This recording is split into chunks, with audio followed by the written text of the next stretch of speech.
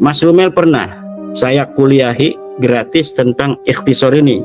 Apa makna mukhtasar dalam ilmu nasab? Mungkin Mas Maimun Nafis ini bisa bertanya pada Mas Rumel tuh, ya, tentang bagaimana kuliah daripada Imaduddin Usman tentang kitab mukhtasar.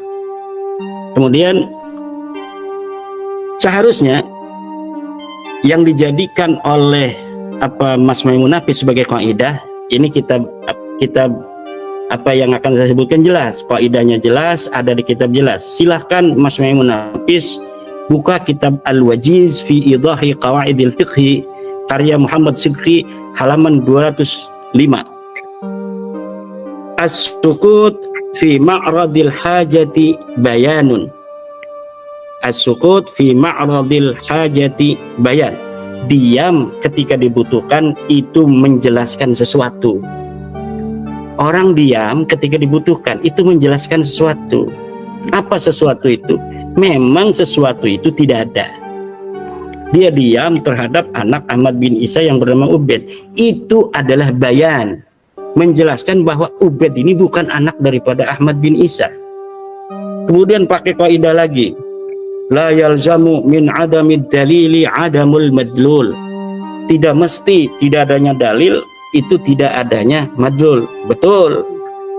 Tetapi ada kaidah lagi Mas Maimun Nafis, al ilmu bi'adami dalili dalilun, bahwa kalau kita sudah mengetahui tidak ada dalilnya, maka itu adalah petunjuk bi'adamil madlul, bahwa madlulnya tidak ada. Saya sudah mencari, betul-betul mencari nih, betul-betul mencari adakah dalil tentang Ubaid.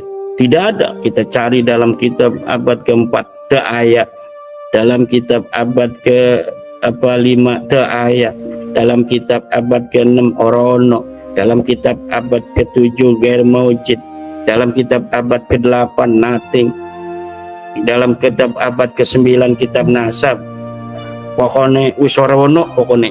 Nah ini kita sudah mengetahui tidak adanya dalil, berarti ini menunjukkan tidak adanya madlul. Assalamualaikum warahmatullahi wabarakatuh. Apa kabar teman-teman semua? Semoga baik-baik saja.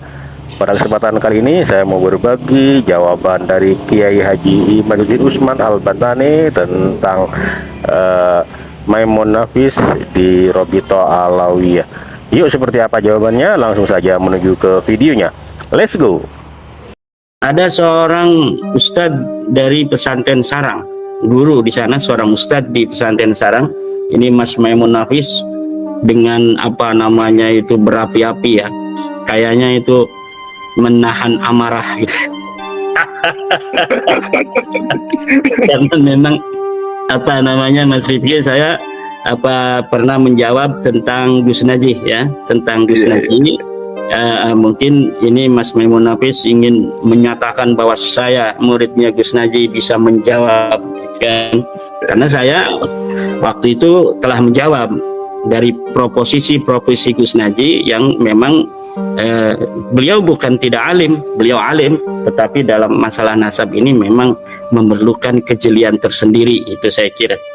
Dan Mas Maimun Nafis ini secara garis besar bagus juga ya dalam penyampaian hujah-hujah, karena memang demikianlah pesantren NU mendidik santri-santrinya Mas Rifki, mantap. Tetapi dia juga mengaku sebagai lembaga Bahsul Masail ya.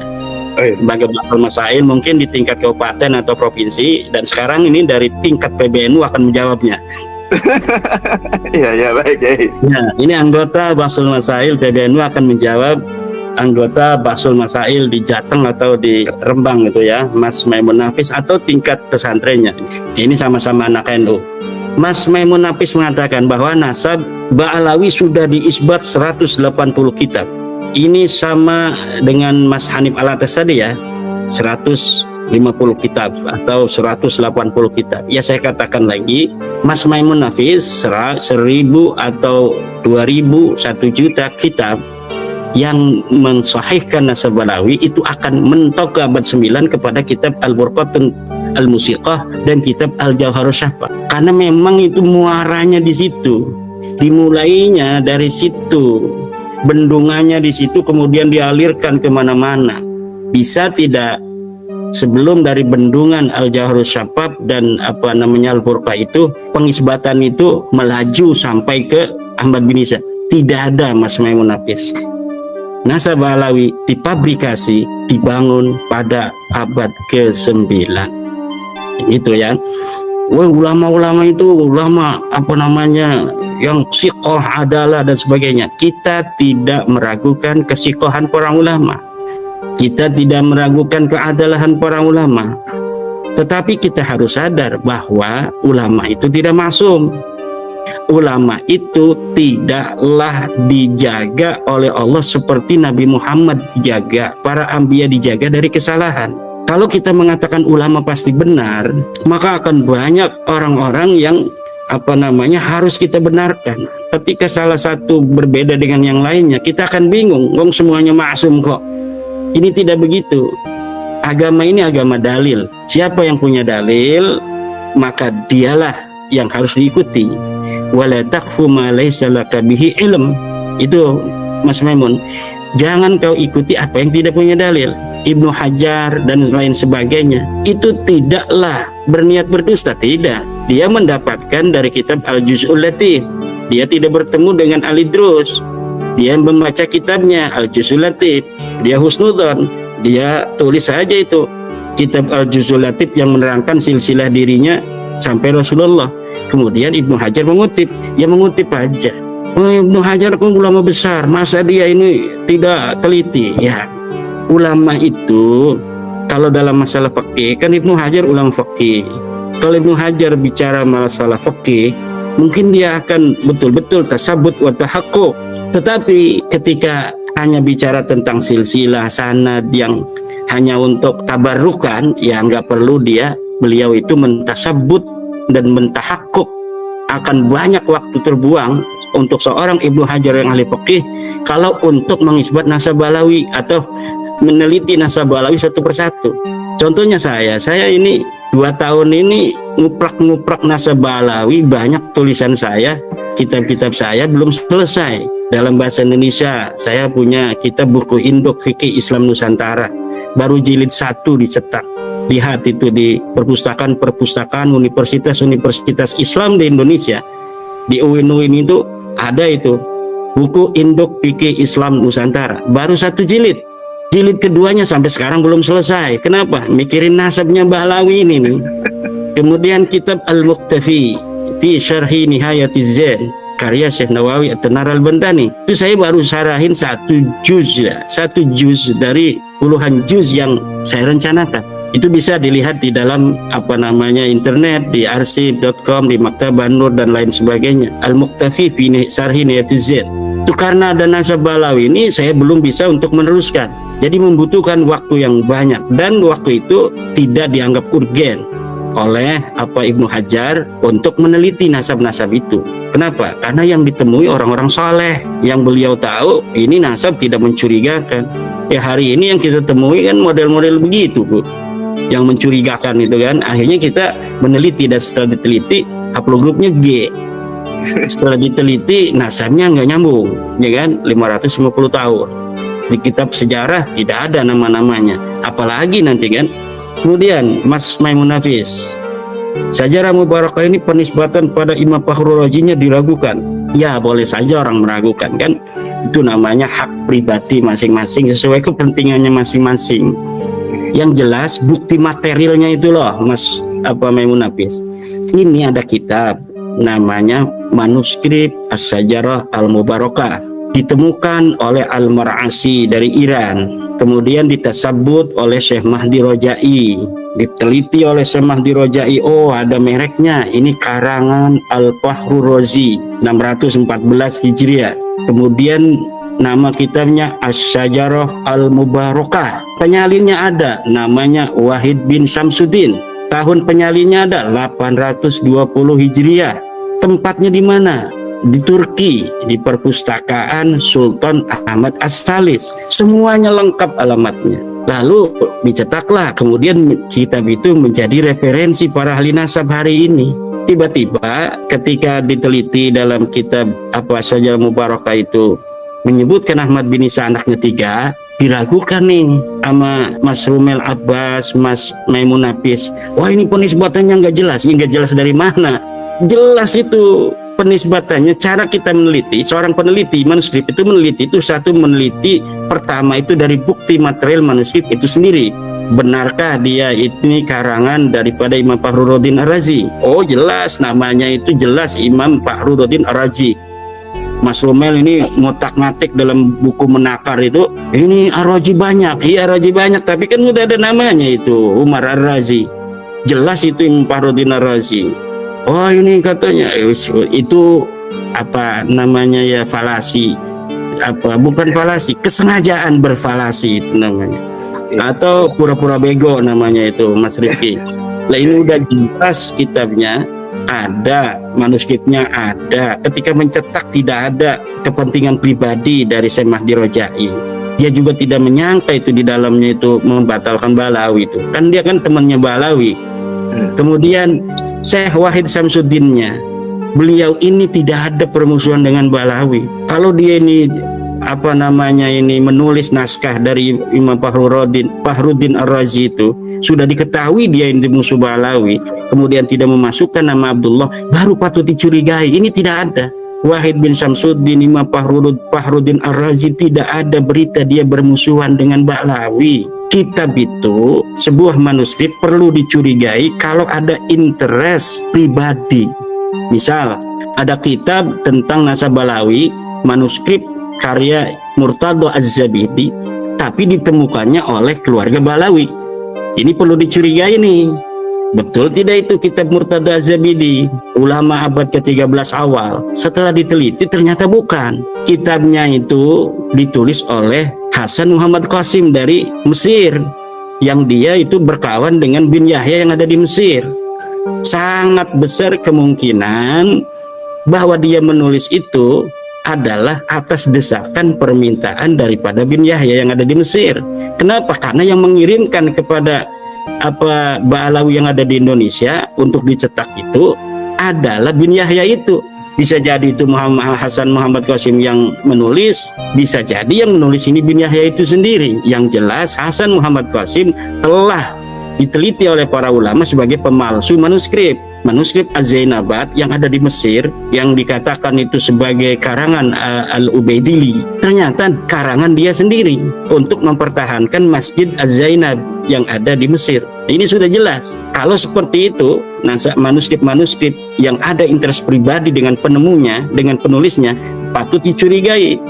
Tapi kalau As-Sajarah Mubarakah ini tidak ada interest pribadi, baik satu dari Imam Fakhruddin Ar-Razi, tidak ada permusuhan dengan Balawi. Dengan penyalinnya Muhammad Qasim, tidak ada permusuhan dengan Balawi. Kemudian dengan penemunya Syekh Al-Marasi, bahkan dia ini muridnya Balawi, gurunya ini Balawi.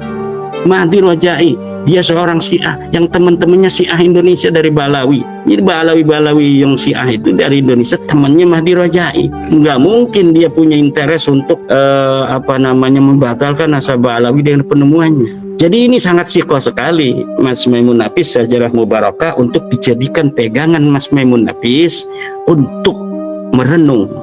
Coba lupakan dulu masalah-masalah hubungan pribadi dengan Balawi.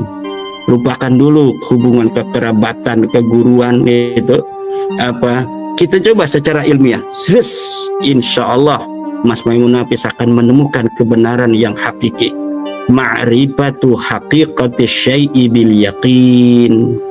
Allah yang akan memberikan itu insya Allah. Kemudian kitabnya itu namanya Bahrul Ansab setelah diteliti di dalam manuskrip atau di dalam perpustakaan di Turki.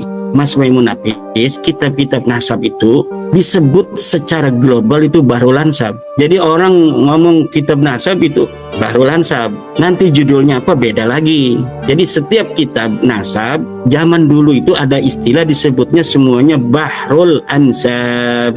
Adapun judul-judulnya itu beda sesuai dengan apa yang ada di manuskrip. Tetapi di dalam indeksnya, dalam indeks yang ada di perpus itu bisa aja Imam Fakhruddin Ar-Razi Bahrul Ansab. Maksudnya itu kitab nasab. Karena kitab nasab itu disebut dengan istilah Bahrul Ansab itu ya. Kemudian ada lagi Mas Maimun Nafis, ada ideologi Syiah di dalam kitab Asy-Syajarah Mubarakah.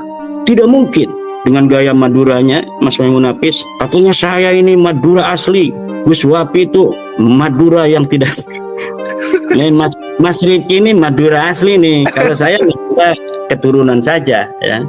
Saya juga ada Maduranya itu Mas Maimun Nafis. Termasuk Mbah Mun itu, Mbah Mun ada silsilah kemaduranya, itu saya mengetahui silsilah itu. Nah, dan Mas Maimun Nafis perlu ketahui bahwa ketika tahun 2019 ada orang berani menghina Mbah Mun, saya dan santri saya demo untuk mengecam orang yang berani itu menghina Mbah Mun. Itu perlu dicatat. Kemudian tadi ya masih masalah apa, ada ideologi Syiah ya. Ideologi Syiah ya. Ya, apa ciri-cirinya? Kata Mas Maimun Nafis, ciri-ciri ada ideologi Syiah adalah ada merek Sohibuz Zaman untuk Imam Mahdi. Yang menyebut Sohibuz Zaman untuk Imam Mahdi itu orang Syiah. Nah, ini saya katakan Mas Maimun Nafis, yang apa namanya Anda permasalahkan itu justru menguatkan kitab Asy-Syajarah Al-Mubarakah sebagai karangan Imam Fakhruddin Ar-Razi. Kenapa saya katakan demikian? Karena lihat di dalam kitab Imam Fakhruddin Ar-Razi yang lain, namanya kitab Al-Maratibul Aliyah. Kitabnya namanya bukan Al-Maratib, Al-Matalib Al-Aliyah. Al-Matalib Al-Aliyah juz 8 halaman 106. Imam Fakhruddin Ar-Razi selalu menyebut nama Imam Mahdi dengan Sahibuz Zaman. Dan coba telitilah para pakar-pakar sejarah Islam, ini memang mengkaitkan imam kita ini, Imam Fakhruddin Ar-Razi, yang dikenal dengan ahli sunnah wal jamaah, tokoh ahli sunnah, tetapi dalam beberapa hal beliau ini memang terindikasi juga apa namanya, bukan dia menganut Syiah, tetapi setuju dengan pendapat Syiah. Di antaranya adalah tentang Imam Mahdi. Jadi Imam Fakhruddin Ar-Razi di dalam masalah Imam Mahdi ini setuju dengan Syiah. Jadi konsistensi penyebutan Imam Fakhruddin Ar-Razi tentang Imam Mahdi mengindikasikan kuat bahwa Syajarah Mubarakah Mas Maimun adalah betul-betul karangan Imam Fakhruddin Ar-Razi. Jadi apa yang dikatakan oleh Mas Maimun itu, bahwa karena ini Syajarah Mubarakah ini diragukan, maka seluruh provinsi Imaduddin itu batal. Nah, itu levelnya Bahsul Masail tingkat kabupaten itu. Nah, ini tingkat PBNU begini, bahwa di dalam kita cara mencari tentang apakah sebuah ibarat ini adalah bisa dinisbatkan kepada seorang pengarang, maka kita lihat apa ibarat-ibarat yang sama dengan apa kitab-kitab lain yang ditulis oleh penulis yang sama, ibarah yang sama dengan tulis yang sama, dan ini konsisten. Penyebutan Imam Fakhruddin Ar-Razi terhadap Imam Mahdi itu adalah Sahibuz Zaman. Nah, terus tentang hal yang apa namanya itu kawaidah ya, kawaid ya. Jumlah ismiyah yang ada di Imam Fakhruddin Ar-Razi ini tidak konsisten. Dalam Asy-Syajarah Al-Mubarakah, contohnya kata Mas Maimun Nafis, anak Ahmad Asy-Sya'rani ada 3, tapi dalam Tahdhibul Ansab kok ada 4. Dalam Al-Mazdi bahkan ada 8. Jadi kan ada Tahdhibul Ansab Mas Rifki itu di abad ke-5, ada Al-Mazdi di abad ke-5 8 kan. Di abad ke-5 Tahdhibul Ansab menyebut anaknya Ahmad Asy-Sya'rani itu 4. Kemudian di dalam kitab Al-Mazdi disebut 8. Di dalam kitab Asy-Syajarah Mubarakah disebut 6. Disebut berapa? Disebut 3. Nah, 3 ya, dalam Asy-Syajarah Mubarakah disebut 3. Nah, berarti ini tidak konsisten, kata Mas Maimun Nafis. Saya jawab begini, Mas Maimun harus mengerti cara para ahli nasab di dalam menulis kitab nasab. Ada ibarah ketika menyebutkan anak dan keturunan. Ada dengan kalimat fa'aulada, ada dengan fa'aqaba. Fa'aulada itu artinya dia punya anak. Kalau fa'aqaba dia berketurunan dari. Itu beda. Kalau fa'aulada ya dia punya anaknya berapa, itu mau yang keturunan tidak berketurunan disebutin semua. Kemudian kalau fa'aqaba yang disebutkan hanya yang berketurunan. Itu yang pertama. Yang kedua, kitab yang lebih tua itu menyebutkan lebih banyak. Fa'aqibuhu min arba'atin misalnya, yang berketurunan ada 4. Kemudian di kitab yang lebih muda, setelah 100 tahun kemudian, disebutkan yang berketurunan ada 3 oleh Sajarah Mubarakah. Kenapa bisa begitu? Itu berarti kitab As-Sajarah Mubarakah pengarangnya itu tahakkuk, dia meneliti. Oh, dulu ada 4 anak yang berketurunan. Sekarang tapi si dia itu sudah meninggal dan anaknya juga meninggal. Jadi dari garis dia ini sudah tidak ada lagi. Maka karena Imam Fakhruddin Ar-Razi mengetahui dengan tahakkuk wa tasabbut bahwa dari jalur satu ini yang dikatakan 4 oleh Tahdhibul Ansab, tapi yang satu ini hari ini sudah tidak punya keturunan, maka tidak perlu untuk ditulis kembali. Kenapa? Karena ilmu nasab, kitab nasab dicatat untuk silaturahmi orang-orang yang masih hidup yang punya keturunan agar mengetahui sepupunya masing-masing. Kalau orang yang 100 tahun lalu itu sudah tidak ada punya keturunan, yang hari ini tidak ada keturunannya, buat apa dicatat lagi? Itu. Tetapi kadang-kadang memang ada ulama, orang yang tidak berketurunan ditulis. Nanti inkorodo, yaitu cara-cara ulama di dalam menulis kitab nasab berbeda-beda. Ada yang tahakkuk, ada yang tasabbut, ada yang hanya mengutip dari ulama sebelumnya. Jadi dia tidak up to date. Kayak Ibnu Inabah di abad 9, dia ini menyebutkan Ahmad bin Isa, tapi yang dia sebutkan persis sama dengan Tahdhibul Ansab yang ada di abad ke-5. Ini berarti Ibnu Inabah di dalam nasab Ahmad bin Isa dia tidak tahakkuk, dia tidak sengaja meneliti. Di nasab lain dia meneliti, tapi nasab ini nggak usah lah, ini kayaknya nggak penting misalnya, itu diabaikan menelitinya, hanya dia mengutip dari ulama sebelumnya. Ada yang seperti itu. Dan juga apa yang dipermasalahkan oleh Mas Maimun Nafis bahwa jumlah ismiyah itu tidak konsisten. Dengan tidak konsistennya ini berarti bahwa dalil saya yang mengatakan bahwa anak Ahmad bin Isa itu hanya 3 berdasarkan kitab As-Sajarah Mubarakah ini gugur, kata Mas Maimun Nafis. Ya ternyata seperti itu. Itu bukan gugur, tapi Mas Maimun belum mengerti cara ulama ahli nasab menulis sebuah kitab nasab. Kalau mengerti tidak mungkin. Mas Rumel udah ngerti itu karena udah pernah debat dengan saya seperti ini. Masalah kenapa dalam Tahdhibul Ansab ada 4, di dalam Al-Mazdi ada 8, kok saja Mubarakah ada 3. Itu Mas Rumel udah paham, maka dia tidak sebutin lagi. Dalam kitab menakarnya itu masih ada begitu, tapi sekarang mungkin dia tidak lagi. Jadi jumlah ismiyah itu jangan dikatakan begini juga tadi Mas Maimun Nafis, bahwa yang mengatakan jumlah ismiyah itu hasar itu yaitu Syekh Mahdi Rojai, dia itu sudah membantah katanya Imaduddin sendiri. Bagaimana Imaduddin lebih tahu dari penulisnya? Mas Maimun, jumlah ismiyah sebagai hasar itu bukan kalimat dari Syekh Mahdi Rojai. Jumlah ismiyah itu adalah kaidah para pakar nasab, bukan hanya Syekh Mahdi Ar-Rojai. Coba dalam kitab Umdatul Talib Ibnu Inabah halaman 340, itu persis sama ibarahnya Mas Maimun Nafis, bahwa jumlah ismiyah itu apabila ditulis dalam kitab nasab itu artinya hasr, hanya 3. Tadi Mas Maimun juga buktinya ada kitab yang lebih tua kemudian malah lebih banyak daripada kitab sebelumnya. Itu saya katakan tadi, ada ulama nasab yang malas meneliti, dia hanya mengutip dari ulama nasab yang masa lalu. Seperti Ibnu Inabah ketika mencatat nama anak Ahmad bin Isa di abad 9, dia persis sama, hanya menyebutkan Muhammad dengan apa yang ditulis oleh kitab Tahdhibul Ansab di abad ke-5. Itu yang demikian itu namanya para penulis nasab, karena dianggap ini tidak terlalu penting atau memang di luar jangkauannya, akhirnya dibiarkan, dia hanya mengutip kitab-kitab sebelumnya. Kemudian ada lagi yang disebutkan oleh Mas Maimun Nafis begini, mengenai tadi kitab-kitab nasab jumlah ismiyah tapi kok berbeda-beda, ada 4, ada 3, ada 8, disebutkan kan nama-namanya. Ini Mas Maimun Nafis, kitab-kitab nasab dari Tahdhibul Ansab menyebut hanya 4, kemudian Al-Mazdi 8, namanya disebutin semua kan.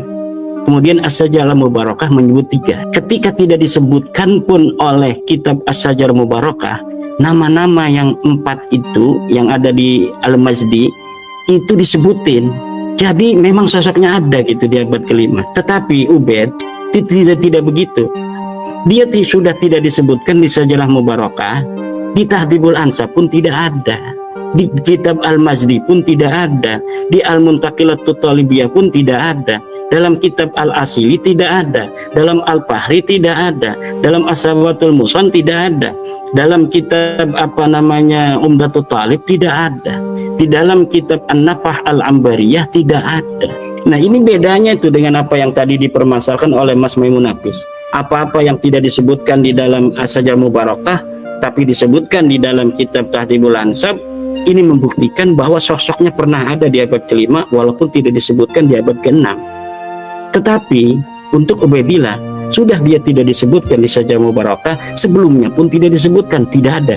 Abad kelima ada kitab 3 yang bisa diakses yang berkaitan dengan kitab nama Ahmad bin Isa, sama sekali tidak ada nama Ubaid.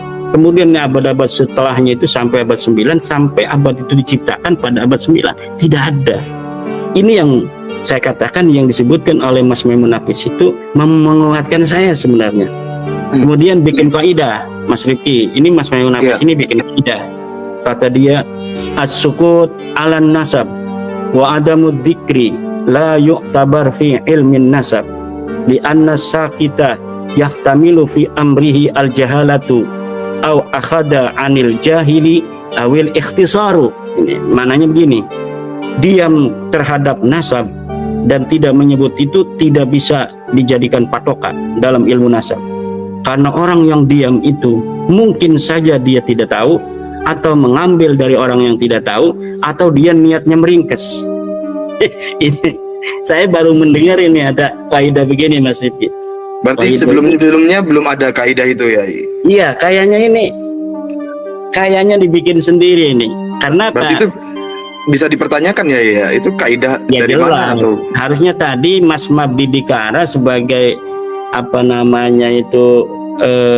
moderator ya, yang dari Institut Ilmu Al-Quran IIKI Jakarta itu mempertanyakan ini kaidah dari mana gitu. Kata Mas Maimun, dari saya.